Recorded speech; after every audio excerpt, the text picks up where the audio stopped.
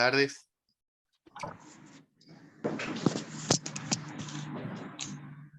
Si quieren un ratito para ir distendiéndonos, si el que tiene ganas que prenda la cámara, así no me veo yo solo. Te hace narcisista este sistema. Hola, Doc. Doctora Martín. Juan, ¿cómo andás, querido? ¿Todo bien? Bien. Ya tenemos a Mariana, a Jorge, a Alejandro. Silvia está entrando. La Maris.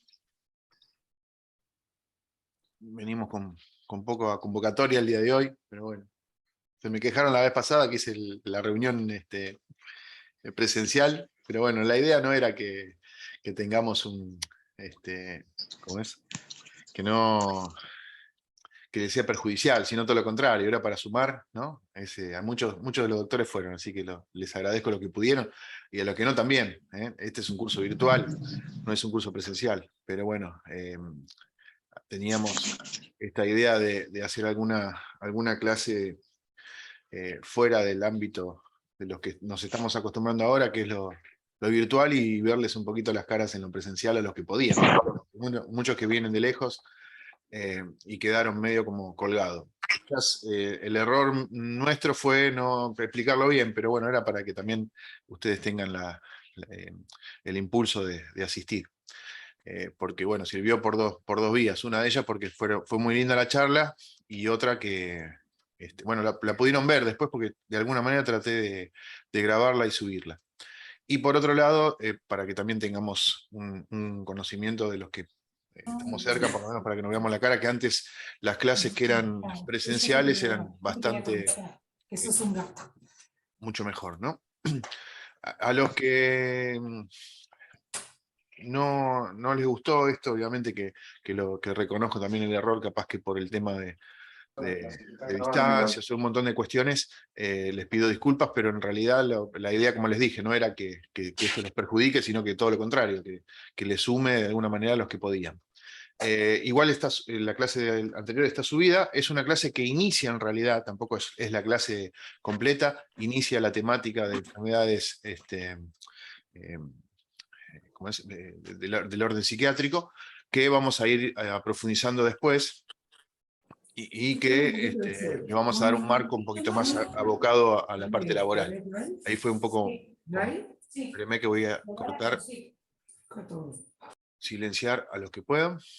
Bueno, y esto nos hizo también que tengamos un cimbronazo en el tema de la distancia de la última clase a la de hoy. Así que no quiero que me pierdan tampoco el hilo de lo que venimos viendo.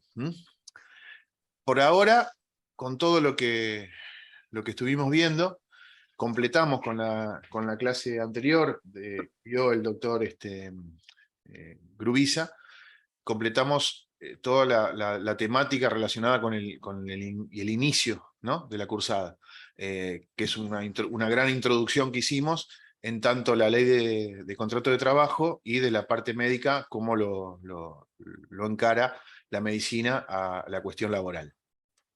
Hasta acá yo les recomendaría que ustedes repasen las clases que vimos, que tengan alguna pregunta para anotar, y la clase de hoy está para que ustedes puedan decirme si hay algo que no entendieron, y además vamos a tocar un tema en lo puntual que tiene que ver con la ley también de contrato de trabajo. Yo sé que cuando les digo que vamos a hablar de derecho un poquito les temblamos, pero la realidad es que nos falta un tema que es muy importante.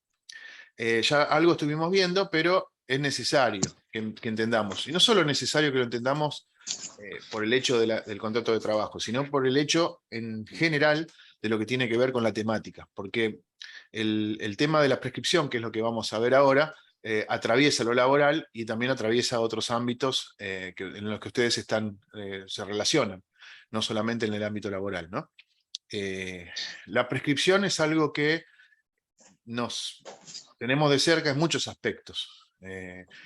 Nosotros sabemos o tenemos la idea de lo que es la prescripción. Todos nosotros, yo supongo que tenemos ya un preconcepto o preestablecido de lo que es la prescripción. Así que, como bien hago todas las veces que nos reunimos, les voy a pedir una colaboración con esto, que me digan ustedes a ver qué entienden por prescripción. ¿Qué es para ustedes la prescripción? Así lo hacemos un poquito más. Ida y vuelta, como siempre. Indicación de algo. ¿Es la Analía? La indicación de una medicación, prescribir un estudio, prescribir... Yo necesitaba esa definición, Doc, y te agradezco, y no es para utilizarte para la chacota, como digo yo, sino que quería que me digan eso para que nos choquemos de cerca con la realidad del nuevo idioma jurídico, ¿no es cierto? O sea, para ustedes, para el médico, ¿no? La prescripción es la prescripción de un medicamento, ¿no? De acuerdo a un diagnóstico. Es la adecuación del remedio al diagnóstico, ¿correcto? Más o menos es lo que... jurídicamente es otra cosa totalmente distinta. Ahora cuando lo analicemos lo van a ir viendo. Por eso que entro de esta manera un poquito para que estemos más atentos. Silvina, perdón. Sí, buen día, ¿cómo andás, Doc? Bien, ¿vos? Bien, la prescripción, por lo que tengo entendido en los actos jurídicos, es la finalización de un plazo, donde se termina un plazo donde algo prescribe, donde termina la utilización de determinada situación o acto que podamos llegar a hacer dentro del derecho. Por ahí cerquita andamos bien. Pero a ver, ¿quién me puede aportar? Está bien igual. Ahora lo hubieran propuesto para otro día. Viste, que yo tengo una por mes que me tengo que conectar. Espérenme que lo silencio el doctor. Ahí estamos. A ver, ¿quién más me puede dar un aporte respecto de esto? Cristina, sacaste el audio. El doctor Coira, saludos. Pensé que estaba amagando para abrir el micrófono y estaba por tomar algo. Hola a todos, ¿cómo están? No, estoy en un bar, así que no puedo hablar mucho. Está bien, pero me imagino que por la etimología de la palabra, prescribir es escribir previamente algo qué lindo que tenés pensado que puede llegar a pasar. Muy bien, me gustó el tema. Está bien la etimología. Me muteo otra vez. Gracias, Doc. Está bien la etimología. No, es otra cosa, ¿no? En definitiva, tiene algo que ver con lo que dijo Silvina, pero para los juristas o para el mundo jurídico, la prescripción es la pérdida o la adquisición de un derecho por el paso del tiempo. Y digo pérdida o adquisición porque lo más lógico es que uno lo vea como una pérdida. Por ejemplo, si yo le debo plata acá la doctora Rosana, que recién veo que se conecta y la silencio, y no le pago, tengo un plazo para yo poder reclamar ese crédito, ¿no? Que hoy lo decía la doctora Silvina. Si yo no lo hago durante ese plazo, cae el derecho, cae la posibilidad que yo tengo de reclamarlo, que es distinto. Ahora bien, miren qué importante que empecemos a razonar en esta cuestión, porque la ley de contrato de trabajo tiene un plazo de prescripción, como toda ley. En realidad, las leyes tienen el conocimiento de la ley. Ustedes, al acercarse a este mundo jurídico, como les digo, siempre, van a establecer parámetros dentro del análisis de todo lo que realizan de ahora en más. Entonces, como cualquier otro proceso jurídico, una ley tiene ciertos elementos que son necesarios, como por ejemplo, el objeto, esto ya lo vimos, ¿no? El objeto sobre el que trata. En el caso del derecho de trabajo, trata de la relación laboral. ¿Bien? La relación de dependencia. El objeto, por ejemplo, de la ley de contrato de alquileres, versa sobre la relación del inquilino con el locador. Ese es el objeto. Y en todas las leyes van a ver que se repite, cada una aplicada a su especialidad. No es la excepción la ley de contrato de trabajo, que va a tener también estos elementos, como las distintas leyes. Y el plazo de prescripción es un plazo que ocurre en todas las leyes. También es un requisito, un elemento de la ley. Siempre la ley que designa o protege un derecho, lo va a proteger y designar también en un plazo determinado. ¿Me van entendiendo? Cuando decimos que si yo no le pago una deuda, un crédito a alguno de ustedes, y ustedes tienen un plazo para reclamármelo, bueno, estamos hablando de la ley que se refiere a los créditos. Dependiendo cómo sea el crédito, si es un cheque tiene un plazo, porque va por una ley, si es un pagaré tiene otro, porque va por otro contexto jurídico. Todas las leyes que regulan derechos tienen un plazo, donde ese plazo va a poder ser ejercido por la parte que le corresponde el derecho. Entonces, por eso digo que se gana o se pierde. Se gana si usted es la otra parte. Yo no te pago más y lo gané porque no te pagué y vos no lo reclamaste, jodete. En tanto, se pierde, ¿no?, para la parte que no reclamó, porque si no reclamamos, durante un periodo de tiempo, se pierde. ¿Cuál piensan ustedes que es el plazo en que las obligaciones, o mejor dicho, los derechos de la ley de contrato de trabajo subsisten en el tiempo? ¿Cuánto tiempo tiene, por ejemplo, un empleado para poder reclamar su derecho en el contexto de una ley de trabajo? Todos ustedes son empleados de alguien, y todos ustedes son empleadores en algún momento, fueron o lo serán. Sé que 10 años para ciertas cosas, no sé si para contrato de trabajo. La doctora Analia Ramos tiene un plazo en su cabeza que tiene que ver con una cuestión puntual, específica, pero por lo menos entendemos de qué se trata. Hay un plazo, no son 10 años, pero hay un plazo. Esos 10 años la doctora lo toma de lo que era el antiguo Código Civil y Comercial, el antiguo Código Civil. Ahora está reformado, y en esta reformulación que hicieron del plazo han acortado algunos tiempos y alargado otros. Pero bueno, el plazo, se ve que para el legislador el plazo de 10 años, en algunos, ¿no? En realidad, el Código Civil implementaba el plazo de 10 años para la generalidad de los contratos, perdón, para la generalidad de las obligaciones, ¿está? No de los contratos, de las obligaciones.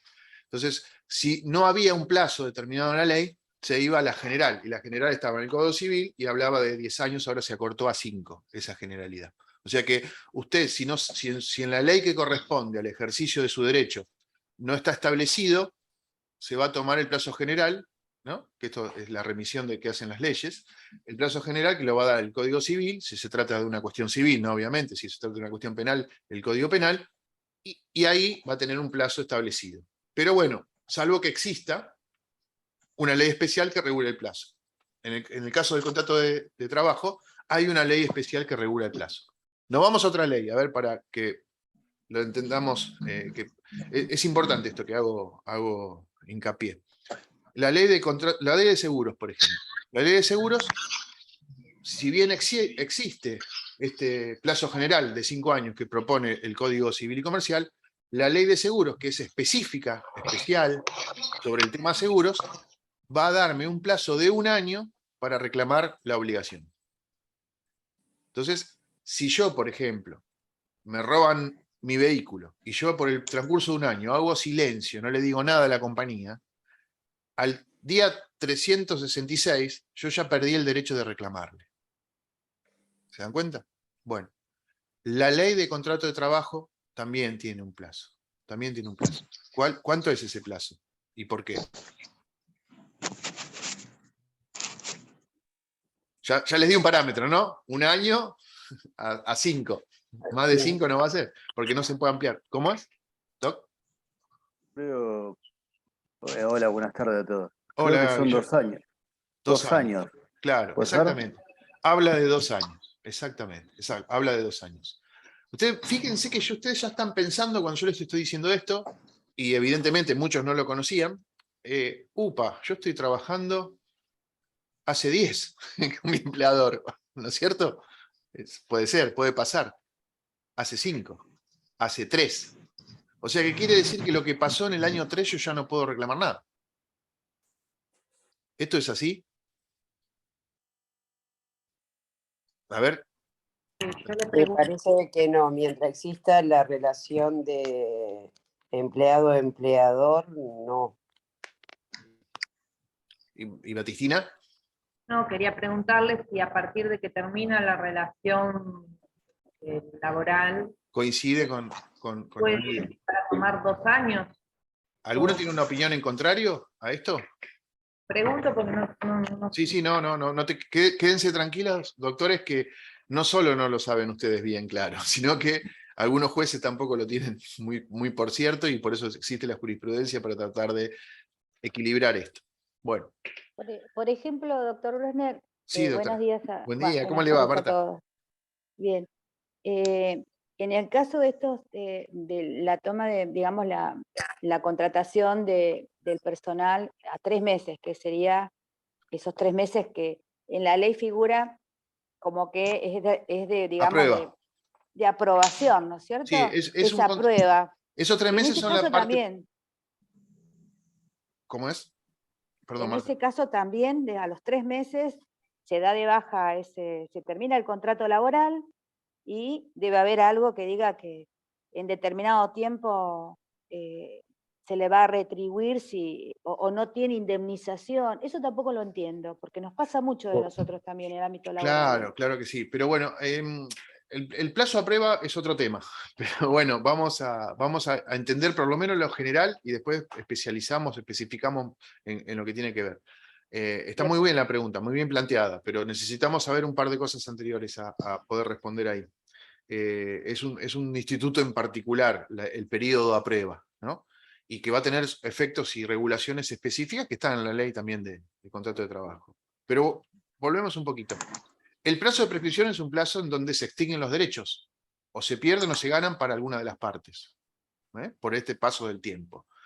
Eso tiene un sentido, vamos a pensarlo, porque si descubrimos el sentido, entre todos, vamos a interpretar mucho mejor por qué lo estoy diciendo, por qué el doctor Brenner se pone a explicarme esto.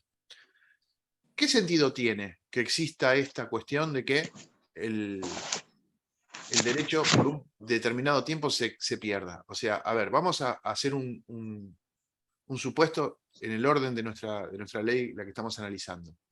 Si, por ejemplo, alguno de ustedes está trabajando para una clínica, ¿no? Y en ese trabajo para esa clínica le proponen ser gerente, y usted acepta, y es gerente, a lo que era simplemente un médico que cubría un turno. Le proponen ser gerente, obviamente que le van a aumentar el sueldo, el salario, ¿correcto? Es más caro. Pasan los meses y usted dice, no, este trabajo me está complicando, pero le proponen ser jefe, un poco más. Bueno, le aumentan de vuelta el sueldo.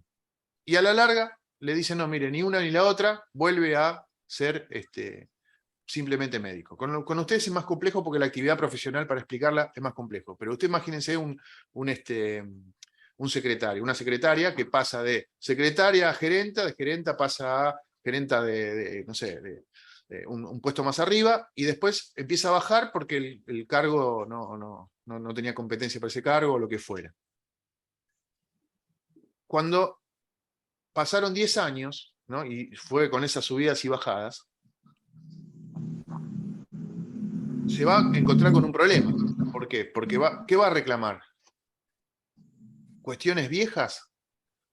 Porque esto pasó hace 5 años. Entonces, escúchame, yo hace 5 años cobraba más sueldo que ahora.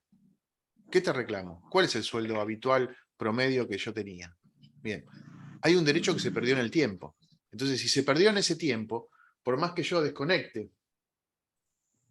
lo que pasó, porque pasó el tiempo, yo tengo derecho a que a la finalización de mi trabajo para ese empleador se me reconozca aquellos derechos que yo durante el tiempo perdí. Pero por otro lado, alguien me puede decir, ok, pero vos aceptaste bajar esa categoría. Entonces, si aceptaste bajar esa categoría, estás resignando aquel derecho, porque lo tendrías que haber reclamado en el momento que no. ¿Bien? Pero también otro me podría decir, otra parte, este juego de opuestos es el famoso abogado del diablo que nosotros los abogados estamos acostumbrados a distribuir, a hacer. ¿Qué pasa? Cuando llegamos a la finalización del contrato, no me quieren reconocer aquello, porque me dicen, vos ya lo aceptaste, y no, en realidad no hay un cambio en las condiciones de trabajo. Y yo te digo, no, está bien, pero si no lo aceptaba, me quedaba sin trabajo. Y ahí tenemos otra contrariedad en este tratamiento racional de lo que estamos estudiando. ¿Entienden? Nos volvemos a lo mismo. Decimos, hay un plazo en donde se termina la posibilidad de que yo reclame un derecho. Pero también hay derechos que yo no los puedo reclamar por algún sentido particular que tiene que ver con con la propia vorágine del trabajo. Si, como dijimos hoy, la ley de seguros, que tiene el plazo de prescripción de 1 año, yo no presento los papeles, bueno, mucho que discutir no hay, porque yo tenía 1 año para presentar esos papeles que la compañía me pide. Y yo no los presenté, y bueno, estoy aceptando de alguna manera. Si yo tenía una propiedad y durante 27 años, más de 20, ¿no? No fui a cortar el pasto, no fui a hacer uso, ¿no? Como dueño de ese dominio, y alguien que estuvo 20 años viviendo ahí me la saca, ¿no? Estamos hablando de otro instituto que se llama la usucapión. Yo no le puedo decir al juez, no, mire, lo que pasa es que yo me quedaba lejos la casa. Bueno, el juez me va a decir la palabra famosa, jódase, marche preso. Ahora, la ley de trabajo es otra cosa. ¿Por qué? Porque hay un principio que la regula. ¿Cuál es, doctores, a esta altura? Ustedes saben. ¿Cuál es el principio que regula la ley de trabajo? El principio rector para lo cual se funda la ley de trabajo. Y que la diferencia de lo que sería antes un contrato simplemente establecido, como un contrato de compraventa, un contrato de alquiler. Yo te alquilo tu tiempo por un cambio en dinero. Esto es distinto. ¿Por qué es distinto? Porque está este principio, que ya lo vimos y lo venimos repitiendo, creo que clase a clase, y se los voy a seguir repitiendo para adelante, que tiene que ver con el principio protectorio. ¿Se acuerdan? Cuando hablamos del principio protectorio, ¿recuerdan? Bueno, teniendo establecido esta cuestión, entendiendo que el principio protectorio me va a proteger a la parte más débil de la ecuación, que siempre, o la mayoría de las veces, es el trabajador, ¿qué me va a pasar con el plazo de prescripción? Inmediatamente se va a ser objeto de objeción. ¿Por qué? Porque ¿cómo yo voy a perder derechos por no ejercerlos cuando yo estoy desprotegido en esta relación? Y ahí empiezan a haber distintas doctrinas, distintas jurisprudencias, distintas cuestiones que necesitamos analizar para entender el derecho. Con esta introducción, tanto y un poquito, yo creo, compleja, necesaria para poder comprender esta cuestión, entendiendo primero qué es la prescripción. La prescripción, ya dijimos y lo entendimos, es la pérdida o la adquisición de un derecho por el paso del tiempo. Hay silencio al doctor. Y por otro lado tenemos la obligación legal de tener una prescripción. Entonces entendamos en qué se funda esta obligación legal. Ya dijimos que hay contradicciones, y el derecho protectorio me va a hacer mella durante esa contradicción, porque me va a equilibrar la balanza hacia un lado, hacia el lado del trabajador, pero sin embargo igual está contenido esta prescripción. ¿Por qué existe la prescripción? Y esa es la otra pregunta. ¿Qué ¿Es una me da? obligación de partes? ¿Cómo, Doc? Es una obligación de partes. No, es una obligación legal, no de partes. Es una obligación legal. Las partes se pueden poner, es más, las partes se pueden poner de acuerdo con que la prescripción sea otra, igual va a la que dice la ley, porque no se olviden que la ley de derecho laboral es de carácter obligatorio, ¿no? Exacto. Tiene este orden público. Entonces, ¿qué pasa? ¿Para qué existe la prescripción? ¿Por qué alguien puede sacarles la casa a ustedes y por 30 años no fueron al lugar a hacer uso de ese lugar? Primero por una regla jurídica, ¿no? Que los derechos no son absolutos. Siempre los derechos. Algunos tienen carácter de mayor absolutez, si se puede decir esa palabra, y otros menos. Eso desde ya. Pero el derecho absoluto, completamente absoluto, se va a reducir a muy pocos y muy puntuales que tienen que ver con los derechos personalísimos, pero eso es otro tema que yo no me voy a meter. Los derechos en general no son absolutos.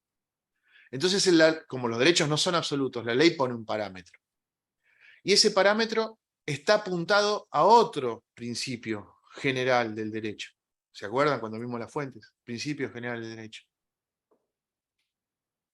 El principio de seguridad jurídica.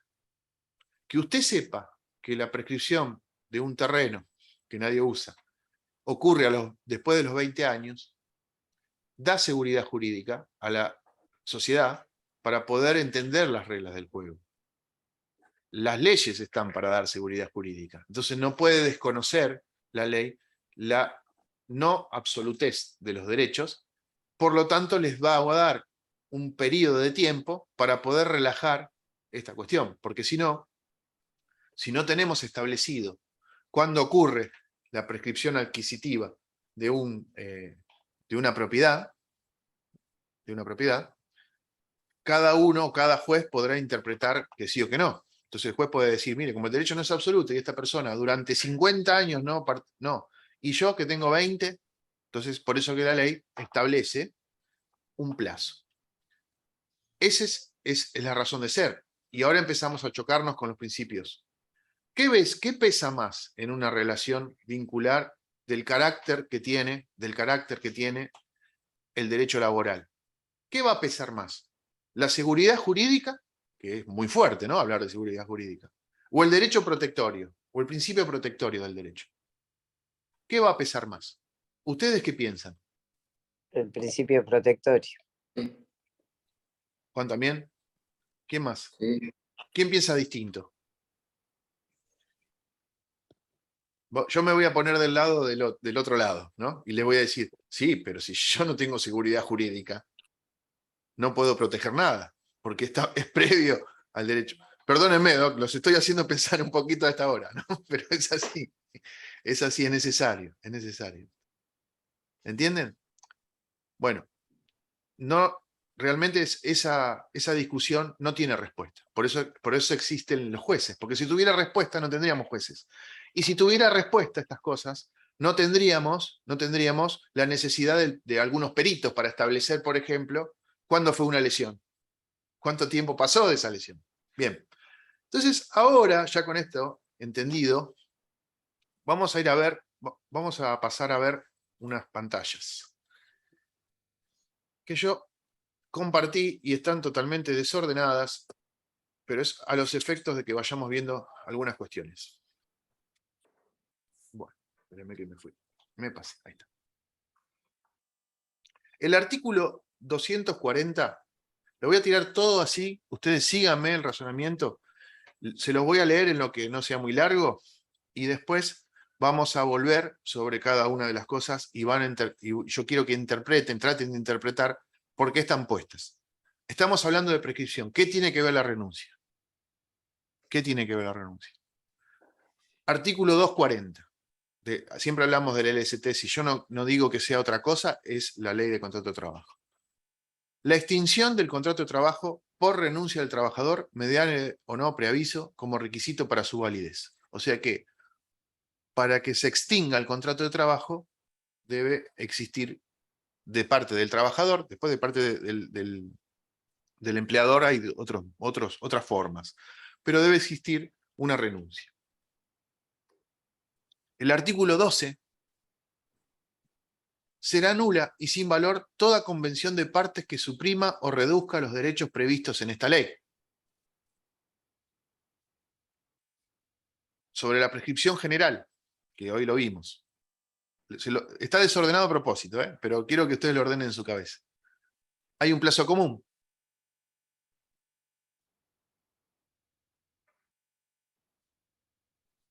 Prescriben a los 2 años las acciones relativas a los créditos provenientes de las relaciones individuales de trabajo y en general de disposiciones y convenio colectivo. Enfermedad laboral. Artículo 258. Accidentes y enfermedades profesionales. Las acciones provenientes de la responsabilidad por accidente de trabajo y enfermedades profesionales prescribirán a los 2 años. Y escuchen esto, y grábenlo y piénsenlo. A contar desde la determinación de la incapacidad o el fallecimiento de la víctima. A contar de la determinación de la incapacidad o el fallecimiento de la víctima.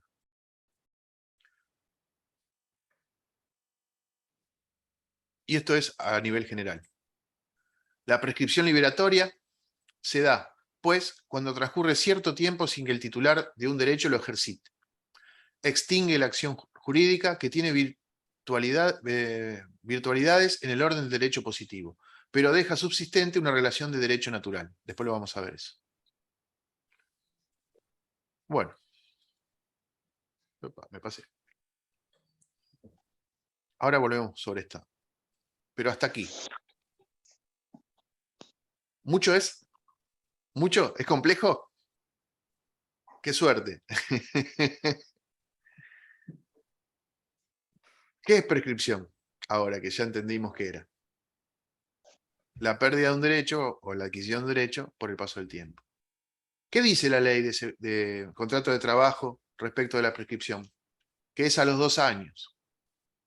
A nivel general, pero no me dice algo, que sí me lo dice cuando habla de enfermedad profesional. Y la enfermedad profesional me dice que también prescribe los 2 años, pero me hace una salvedad. Y me dice que ¿desde cuándo se empieza a contar esos 2 años? ¿Desde cuándo se empieza a contar esos 2 años? De la determinación de la incapacidad o del fallecimiento de la persona, ¿no? Obviamente. Porque ahí para adelante no va a haber más nada. No vamos a poder hacer más nada. Más que el doctor Grubiza le haga una autopsia. Pero no tiene que ver con esto. Ahora bien, ¿por qué acá me aclara y en el otro no? Porque acá me establece algo que tiene posibilidad de hacerlo, que es cuando realmente se tiene conciencia cierta de la afectación del daño emergente. Porque si yo, para poder cuantificar, por ejemplo, el derecho que yo tengo respecto de la incapacidad sobreviniente, tengo que por lo menos tenerla establecida. Entonces, un perito, ustedes, van a determinar esa incapacidad. Y una vez que ustedes determinan esa incapacidad y la persona toma conocimiento cierto de esa incapacidad, recién ahí va a empezar a contar el plazo de prescripción que prevé la ley de contrato de trabajo, donde durante esos 2 años se le da la posibilidad de reclamarlo. Ojo, después hay algunas acciones que suspenden, pero no nos metemos en eso ahora. Por ejemplo, la iniciación de una mediación, el juicio, que son cuestiones procesales, a nosotros no nos interesa. Pero sepan que si hay una inactividad durante 2 años, lo que hay que ver, porque esto puede dar origen a un análisis que se lo propongan a ustedes como médicos, trabajadores de alguna empresa, en recursos humanos, le pueden decir, mirá, acá tenés esta persona que durante 2 años no hizo nada. Se fue y durante 2 años no hizo nada. Y a los 2 años y medio me viene con el reclamo. ¿Qué pasó? Y ustedes lo primero que van a ver es el artículo que yo les mencioné, y se van a ir a fijar cuándo le determinaron la incapacidad. Porque a partir de ahí ustedes van a saber, para decirle a su empleador, no, mire, todavía faltaba 1 año más. Porque la incapacidad cierta la tenemos determinada aquí, en esta fecha. ¿Se dan cuenta por qué es importante entender eso? Y esto es importante entenderlo porque como yo les dije, que la prescripción era un elemento de todas las leyes, el establecer el momento exacto en donde empieza a contar el plazo de prescripción es otra cuestión derivada de esta ley. Y si no se dice, me está diciendo el legislador algo, que le está dando al arbitrio del juez, después que va a decidir cuándo empezó ese plazo a correr. Hoy hablábamos, la doctora, creo que Analía me decía, y también estaba Batistina que me decía lo mismo, ¿qué pasa cuando hay una renuncia? Por eso ahí también hablamos de renuncia. O, mejor dicho, cuando se interrumpe o se termina por alguna razón el contrato de trabajo, ¿no? Ustedes saben que la consecuencia, acá el doctor Casia está trabajando, me parece, está operando alguna mano. Perdón. ¿Qué sucede cuando nosotros tenemos la seguridad de que se ha terminado el contrato de trabajo? ¿Cuál es la consecuencia de la finalización del contrato de trabajo? Una de ellas es que la persona no va más a trabajar. Eso es muy, muy fácil. Para el empleador es reemplazarlo.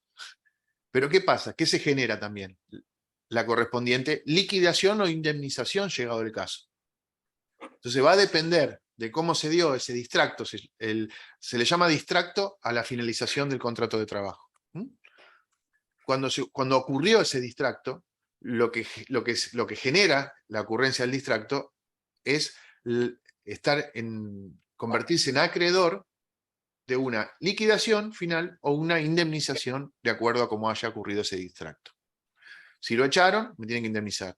Y si finalizó el contrato por renuncia, le van a hacer una liquidación por lo que falta pagarle de lo que ya trabajó. Entonces, fíjense que ahí ocurre algo. Hay un momento en que ocurre. Entonces, se podría suponer que a partir de ese momento de ocurrencia, uno tiene 2 años para poder reclamar esta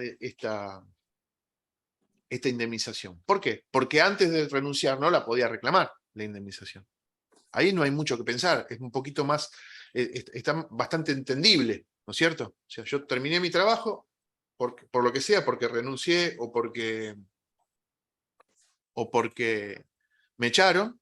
Entonces, o la liquidación cuando renuncié, o la indemnización cuando me echaron, tengo 2 años para reclamar, ahí no hay mucho que pensar. Entonces, durante esos 2 años yo puedo esperar que me paguen, mandar una carta documento, telegrama laboral, perdón, puedo iniciar una mediación en SECLO o en Provincia de Buenos Aires directamente el juicio y perseguir el cobro de esa indemnización. Lo puedo hacer al otro día de que me echaron o 364 días antes de que me echaron. ¿Se dan cuenta? Entonces, durante todo ese periodo de plazo de tiempo, se supone, como por seguridad jurídica, que la persona está razonando de qué manera va a perseguir esa indemnización. ¿Pero qué pasa? ¿Pero qué pasa con el derecho laboral? Se los voy a decir después de que Batistina levantó la mano. Y yo tengo una mezcla, perdón, pero... Bueno, esto es así. Ustedes saben que cuando hablen conmigo se les mezclan los patos y después se acomodan de poquito, un poco. Cuando el empleado, por ejemplo, manifiesta que tiene una incapacidad, en principio yo no me doy cuenta de esto.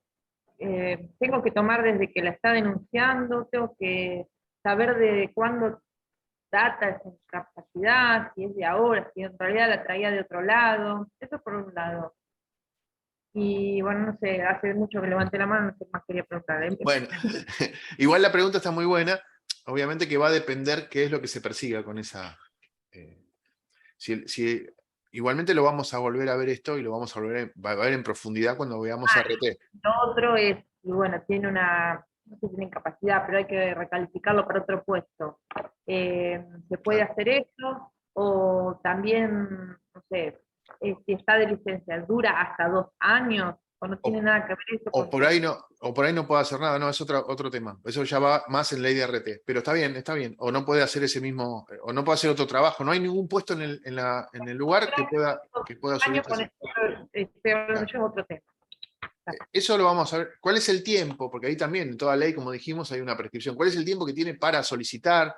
Bueno, eso va a ir por la red de RT. Nosotros estamos hablando exclusivamente de la relación empleador-empleado, contrato de trabajo. Entonces, empleador-empleado, todos los derechos y acciones que aparezcan relacionados con la ley de contrato de trabajo van a prescribir a los 2 años.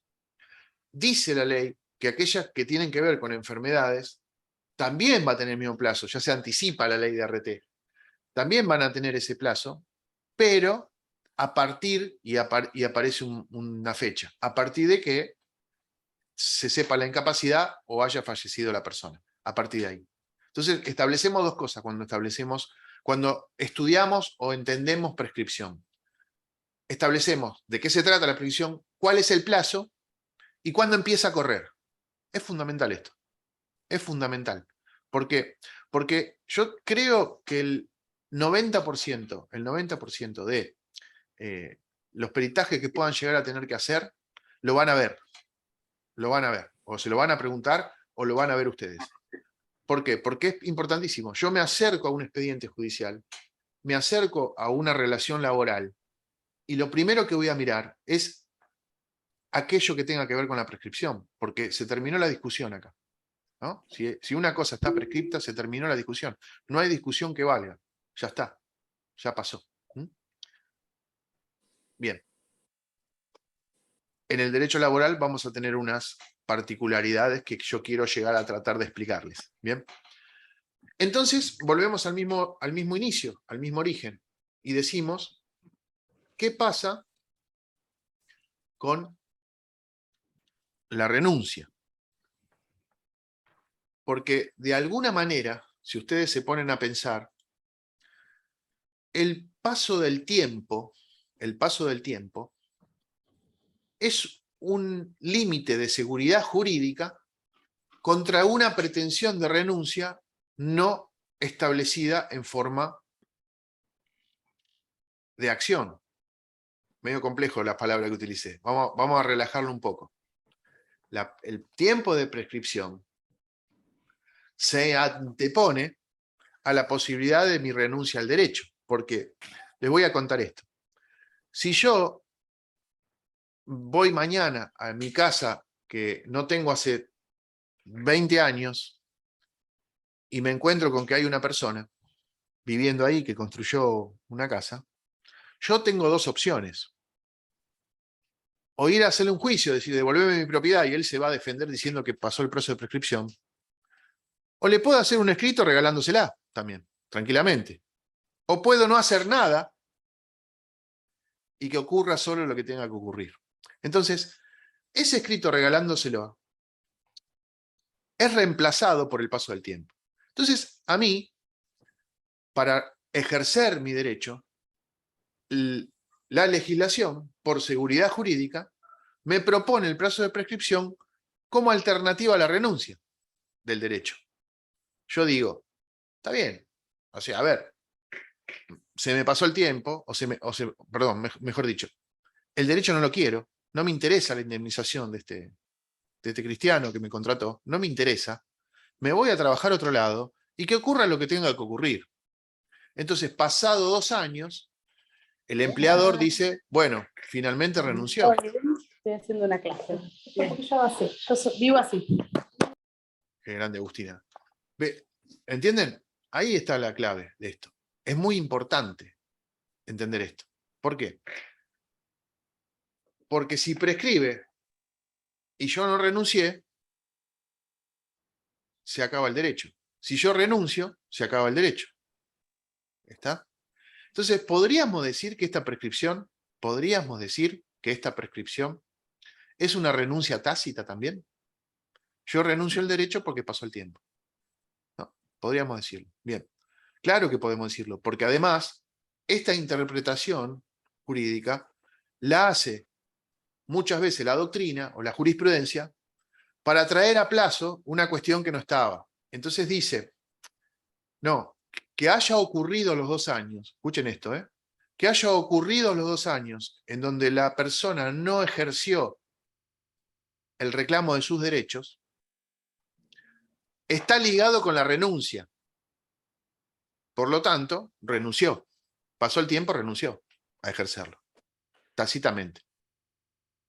Pero en el derecho laboral tenemos el famoso principio protectorio que no va a complicar la vida para entenderlo, pero no para después para ejercerlo, ¿no? Para entenderlo no va a complicar la vida. Entonces, nos vamos a ir, a ver si lo tengo acá en la cosa, ya se los muestro. Nos vamos a ir a un lugar medio complejo, que lo vimos, pero lo vuelvo a mostrar. Espérenme, un segundito. A ver.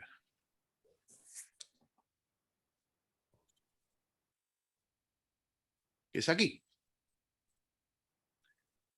Al artículo 12. Al artículo 12. Y el artículo 12 del LCT me dice: será nula y sin valor toda convención de partes que suprima o reduzca los derechos previstos en esta ley.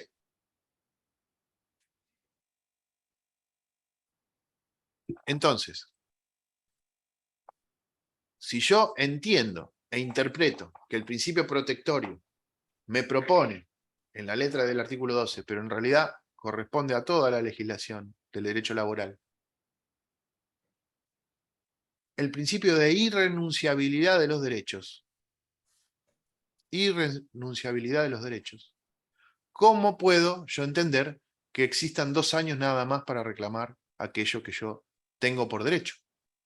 Y si no lo ejerzo, ¿qué? ¿Lo renuncio? ¿Cómo? Y no puedo renunciar a algo que es irrenunciable. ¿Estamos de acuerdo? ¿Me van siguiendo el hilo? O sea, ¿me puedo explicar más o menos claro o falta? quiero que entiendan el conflicto que existe. Quiero que entiendan el conflicto. Porque está muy interesante poder abarcar la protección de los derechos. Pero nos metemos en un choque de derechos de otras protecciones que tienen que ver con la seguridad jurídica. Entonces, yo digo, los derechos del fuero laboral prescriben a los 2 años. Con el mismo razonamiento digo, la prescripción es una renuncia tácita. Con el mismo razonamiento digo, tengo prohibición de renunciar. Con el mismo derecho digo, algo no está bien. Entonces, ¿los derechos del fuero laboral son imprescriptibles? ¿Son irrenunciables con esto? ¿O tienen una prescripción en base a la seguridad jurídica? Porque imagínense que si yo digo que los derechos del fuero laboral son imprescriptibles, las fábricas empezarían a cerrar o cambiarían todos los años de dueño. ¿Por qué? Porque, escúchame, pará, me va a venir un reclamo de 20 años para atrás. ¿Qué hago? ¿Se dan cuenta? Bueno. Complejo, pero bueno, necesitamos entender. O sea, yo creo que entendiendo lo complejo entendemos lo fácil, que es lo que a mí me interesa de acá. Que sepan que es la prescripción y que tiene que ver con el fuero laboral y que no es tan clara como pareciera. Sí es más clara en el tema de las enfermedades profesionales, porque ahí me está estableciendo a partir de qué fecha. Entonces ya si me establece a partir de qué momento yo puedo reclamar, ya mirá, está bien. No podés renunciar a tu derecho, pero si yo te estoy diciendo que vos ya sabés cuánto tenés que reclamar, pues ya sabés qué incapacidad tenés y no lo ejerciste, bueno, ya ahí tenés una cuestión. Pero se pueden dar supuestos en donde sea más complejo la cuestión, más compleja. Y en esos supuestos donde la cuestión se pone más compleja, se pone chiva a la chancha, necesitamos resolverlo a través de la jurisprudencia. No queda otra, a través de la jurisprudencia. Entonces ahora, ¿qué va a pasar? Le voy a leer un fallo de jurisprudencia. ¿Por qué quiero que lo entendamos? Porque este fallo de jurisprudencia nos va a dar luz sobre esto que estamos tratando de entender.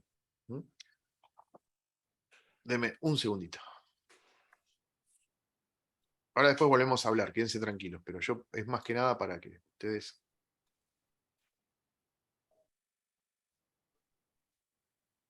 Es el fallo Velasco, es muy conocido para los que estamos con el derecho laboral.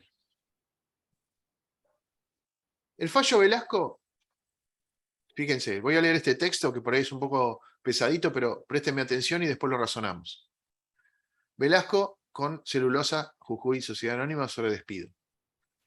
Dice, ha quedado debidamente acreditado, y a esta altura ya no se discute, fíjese lo que tiene qué esfuerzo que hace el legislador, el juez, para poder explicarlo. Ha quedado debidamente acreditado, y a esta altura ya no se discute, o sea, no me vengas con otra cosa, ya está. La ACUO lo aceptó en decisión impugnada, anterior, que durante el año 1978 el actor, que hasta entonces se desempeñaba como maquinista, fue disminuido de categoría por decisión unilateral de la demandada. Pasó de maquinista a operario general, lo que acarreó una reducción sustancial de su remuneración, cerca del 40%. O sea, acá pone a cuánto pasó a cobrar. Tampoco se discute que el actor no impugnó esa decisión y que de un modo tácito aceptó tanto la rebaja de categoría como la de remuneración. Y que recién pidió la revisión de la medida patronal 17 años después, una vez concluida la relación laboral, ahí lo que hablábamos hace poco, en marzo de 1955. Para resolver la cuestión planteada debemos ahondar uno de los temas que hace a la esencia misma del derecho de trabajo.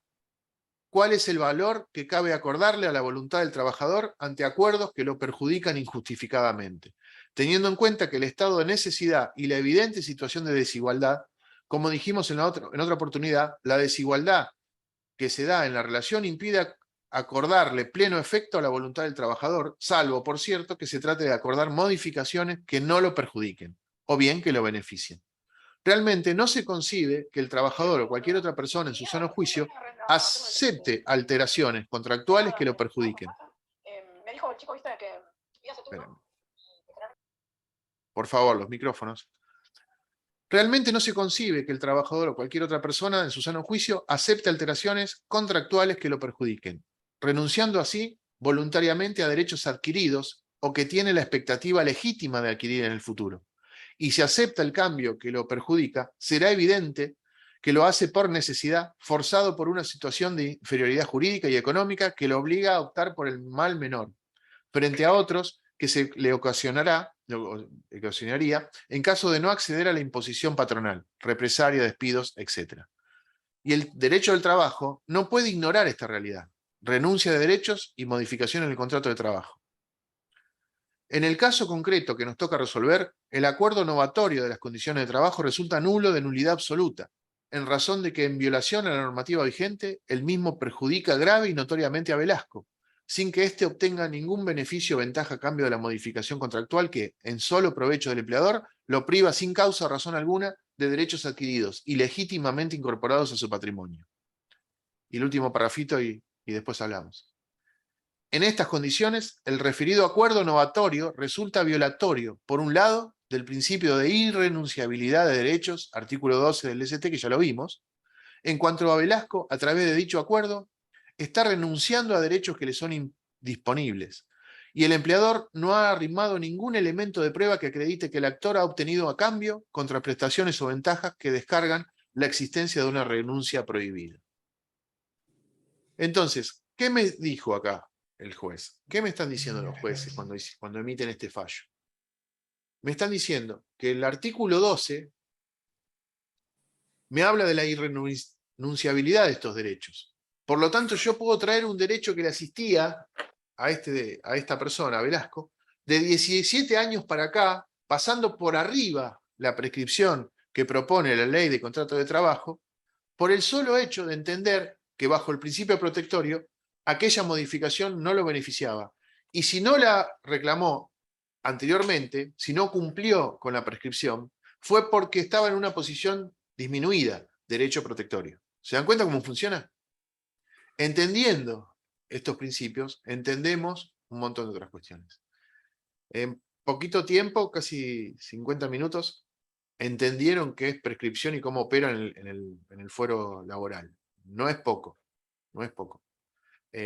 Porque si no lo cargo así de contenido, es mucho más difícil explicarlo. Si yo les explico qué es la prescripción y lo dejo, y al otro día después les explico lo que es lo que pasa con el derecho laboral, se pierde un poco el hilo. Y es necesario que ustedes lo entiendan de esta manera, porque de esta manera es donde la van a encontrar, no la van a encontrar de otra forma. Nadie va a discutir la prescripción en una compraventa, no la va a discutir nadie, porque ya está, se terminó, prescribió, listo, chao, fuiste. Te van a discutir por ahí si justo cayó un día feriado o no, pero estamos hablando de una locura. En cambio, en el foro laboral es amplia la discusión relacionada con el plazo de prescripción, y encima es un plazo de prescripción corto para los derechos. ¿Qué más vimos acá? Vimos que hay derechos que no tienen que ver con la indemnización. ¿Se dan cuenta? Porque uno inmediatamente dice, renuncié o me echaron, quiero cobrar mi indemnización. Tengo 2 años para cobrarlo, ya lo sé, ya entiendo, no hay mucho que pensar. Pero cuando empiezo a darme cuenta de lo que pasó durante todo ese proceso en que yo trabajé para una empresa, me voy a dar cuenta que hay derechos que fueron vulnerables que hasta inclusive yo ni sabía. Como por ejemplo, cambios de categoría, reestructuración de horas. Entonces me doy cuenta, con la letra chica de algunos contratos, cuando tengo el problema, cuando me fui, cuando ya renuncié, cuando ya me despidieron. Y en ese momento empiezo a ir para atrás. Y cuando voy para atrás, el plazo de 2 años que prescribe la ley de contrato de trabajo me es insuficiente para yo poder lograr una indemnización justa, vamos a decir justa, con mi antigüedad, con mi categoría, con un montón de cosas que era yo en el momento que trabajaba. ¿Se dan cuenta? Y muchas veces está hecha esta situación, este principio protectorio, no muchas veces, no siempre, está hecho para evitar estos excesos que siempre son de la mano del empleador, en la realidad, ¿no? Bueno. Otra cosa vimos también en este fallo. Que hablamos de renuncia.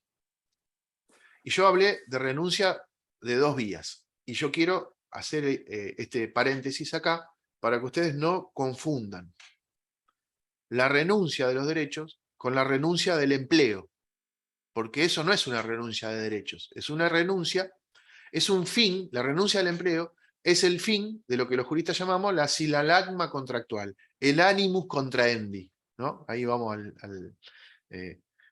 odio decir palabras en latín, pero bueno, en este caso son de aplicabilidad para que ustedes entiendan. El ánimo de contratar con cual persona, porque eso también me da seguridad jurídica. Le da seguridad jurídica al empleador, que no tiene por qué contratar obligadamente con nadie. Nadie puede obligar a un empleador a contratar a alguien para siempre, o el derecho de admisión famoso para contratar, lo tiene el empleador. Si no quiere estar más con un empleado, lo echa y punto, ¿no? Salvo el Estado con algunas cuestiones. Pero en el fuero privado, el empleador tiene la disposición total de poder echar o no a un empleado. Obviamente que lo que tiene que hacer para contrarrestar ese despido es indemnizarlo, como corresponde y como lo desfigura la ley. ¿Está? Eso es lo que no puede no hacer, pero sí puede romper este ánimo de contraer. Y el empleado lo mismo. Si se quiere ir, se puede ir. Nadie está obligado a quedarse en un trabajo cuando no quiere hacerlo más. Entonces, bueno, tiene la posibilidad de la renuncia. Pero esta renuncia no implica renunciar a derechos. O sea, que yo renuncie, no estoy renunciando a lo que yo cobraba, o lo que yo tenía, o lo que me deben a mí. Lo que sí estoy renunciando de alguna manera es a una indemnización por despido.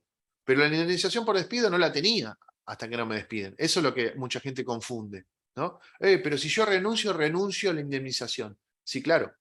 No estás renunciando a la indemnización cuando vos renunciás al empleo. Lo que está pasando es que estás finalizando el contrato de una manera distinta a la que tendrías si quisieras una indemnización. ¿Bien? Lo que pasa es que esto hay una confusión que lo tenemos todos, no es una confusión por lelo, es una confusión que la tenemos todos. Existe una figura dentro de la ley de contrato de trabajo que hace un intermedio entre el despido y la renuncia. Y que está muy bien que esté. ¿Por qué? Porque si no, puede existir, en esto del principio protectorio, la capacidad que tiene un empleador, que tiene sobre todo la dirección y de su empresa y un montón de cuestiones, de generar el ámbito para que el empleado se quiera renunciar. ¿Entendido? Entonces, si yo tengo un trabajador que quiero que se vaya, no me conviene, ya esto no es jurídico, sino que es un poco político de la empresa, no me conviene dejar todo así. Si yo quiero que se vaya, empiezo a decirle que venga más temprano, a no permitirle licencias, a mandarlo a otra sucursal que le queda 20 kilómetros más lejos de la casa, y todo está previsto en la ley. No me puede cambiar las condiciones de trabajo. Entonces, o le pago tarde, o no le computo la nueva categoría por el plazo que tiene. Entonces, estas cuestiones, hay un recurso que utiliza el empleado para evitar que suceda esta cuestión. Entonces, tratar de generar el despido. Así como el empleador quiere que él renuncie, el empleado va a tratar de generar ese despido que le conviene económicamente. Y esto se llama despido indirecto, que también lo vimos o vamos a ver algo. O sea, ¿qué es el despido indirecto? Es el considerarme despedido. O sea, no es que yo me voy porque renuncio y porque quiero ir a trabajar a otro lado. Me voy porque me estás haciendo la vida imposible. ¿En qué? En estas causales, que tienen que ver con qué. Por ejemplo, con no registrarme correctamente, con cambiarme el lugar de trabajo. Bueno, todas estas cuestiones están expuestas en la ley. Después la miran en forma particular, tranquilo. Cualquier cosa me consultan. Pero entendamos que las maneras de romper el vínculo contractual son la renuncia, del lado de enfrente el despido, y este intermedio, el despido indirecto, donde yo me considero despedido por una actitud del empleador. Y en ese caso me corresponde la indemnización. Cuando yo renuncio no estoy perdiendo la indemnización, porque la indemnización es un castigo al empleador, no es un derecho adquirido que yo tengo. ¿Se dan cuenta? Esto ténganlo en claro, porque si bien es cierto que vamos a perseguir, si ustedes me vienen a ver a mí como abogado, y me dicen, che, mirá, este empleador, quiero ir a me salió un trabajo en otro lado, ¿qué hago, Marcelo? Y bueno, vamos a tratar de considerarte despedido. Andá, presentate y decí, bueno, que no te dejaron entrar.